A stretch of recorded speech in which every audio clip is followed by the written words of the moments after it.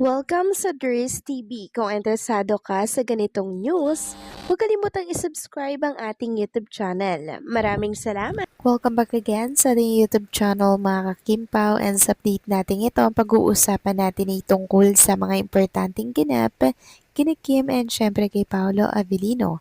So pag-uusapan natin sa update na to ay may kaugnayan nga po mga kakimpaw sa sumpaan ngayon na viral sa mundo po ng social media.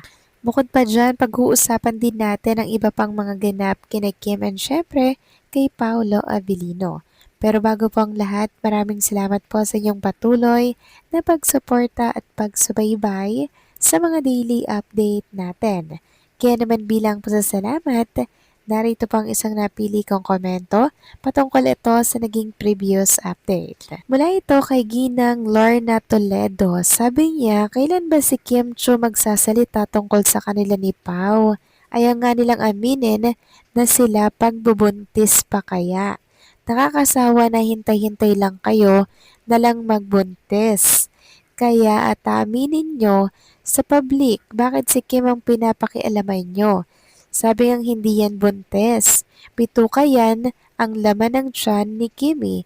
Kaya aasahan nyo hindi yan sila magsasalita. Siguro sabi ni Kimi at ni Pao, bahala kayo dyan sa kachismis, basta kami nagtatrabaho lang.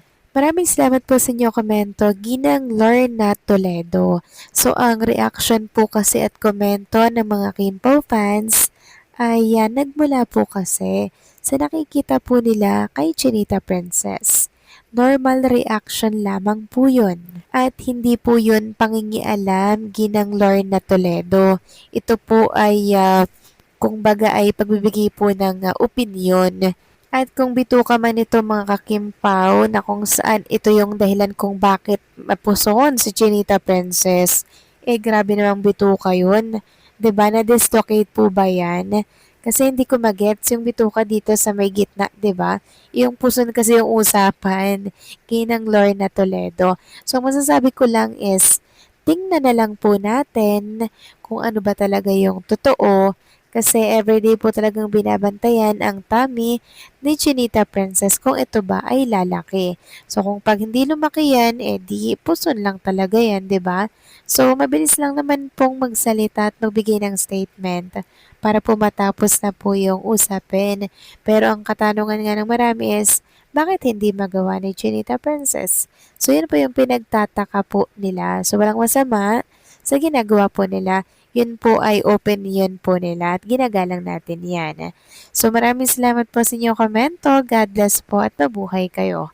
So eto na nga, pag-usapan na natin mga kakimpa, mga topic na nakalap natin sa update na to. At unahin na nga nating pag-usapan ang tungkol nga po dito sa inamin ni Paolo Avellino about kay Chinita Princess na nag-viral ngayon sa mundo ng social media. Sabi nga dito sa isang write-ups, Paolo Avellino, inamin ang paghanga niya kay Kim Chiu. Bukod sa pagiging maganda, sinabi rin umano ni Paolo na masayahin at mabait ang aktres. Mga katangiang hindi raw madaling hindi mapansin. Ganito kaganda ang personality ni Kim. So, sino daw ang hindi mapopol mga kakimpaw? Sabi nga dito sa isang panayam, diretsahang inamin ni Paolo kung ano nga ba ang hinahanap niya sa isang babae. Hindi na niya itinago ang paghanga niya kay Kim Chiu. Maganda, masayahin at mabait. Ayon kay Paolo, sino ba naman ang hindi mapopol? So ayan, aminado po si Paolo mga kakimpaw na talaga namang nahulog siya kay Chinita Princess dahil sa taglay na kabaitan, kagandahan, masiyahin at very genuine. Doon pa lang mga kakimpaw talagang may paghanga na si Paolo. Samantalang pag-usapan naman natin ang tungkol nga po dito sa sinumpaan or susumpaan pa lang ni Chinita Princess na pangako dito po sa altar. Ayon kasi dito sa pa-blind item, uh, a young actress host may soon be trading her usual glam for a much more exciting role mommy. And the father, well, let's just say, he's one of the hottest, most successful, and undeniably dashing leading men in the business. He may be stepping into fatherhood again, but this time the story seems to have a different kind of sweetness.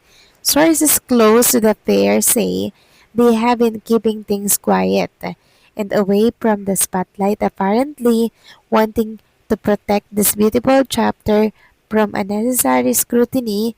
Interestingly, whispers say the couple had already been preparing for a wedding before an unexpected little blessing came along and seemingly changed the timeline.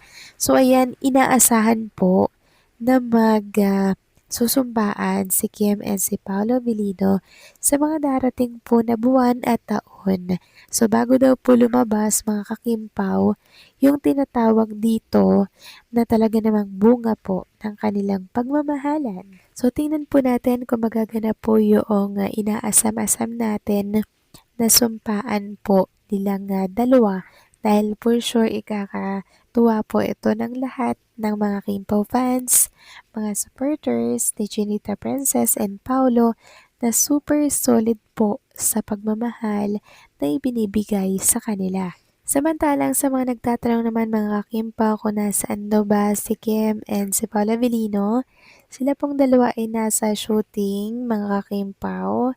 Araw po yan ng Sabado. So kahit na inabot po ng ulan si Kim and Paolo, sa shooting po nila, rain or shine, tuloy na tuloy pa rin po talaga mga kakimpaw ang kanilang ganap. So ayaw po talaga nilang magpaawat kasi alam nilang marami pong umaasang mga fans at supporters sa mga upcoming project nilang dalawa ni Chinita Princess. Kaya kung inyong mapapansin, sobra talagang effort nito nga si Junita Princess, 'di ba? Sa lahat ng ganap nila ni Paula Avellino, 101% po talaga yung binibigay niyang pagmamahal dito. Kaya sobrang nakaka-proud lang maging asawa ng isang Chinita Princess. Sobrang wala na po kayong hahanapin pang iba pag ganyang klase po yung ugali ng pangasawa po ninyo or what mga kakimpaw, ganito po ang hanapin ninyo. Katulad po ni Trinita Princess na talaga naman pong grabe yung pagmamahal sa mga nagiging karelasyon niya. So manifesting tayo mga kakimpaw na sana po ay magkatotoo na yung mga hinihiling ng mga Kimpaw fans para happy na po ang lahat ng mga seniors, lalo na po ang mga talaga namang nagmamahal kaya Kim and syempre kay Paolo. So paano mga kakimpaw, hanggang dito na lamang po ang update natin. Maraming salamat po sa inyong patuloy na pagsuporta.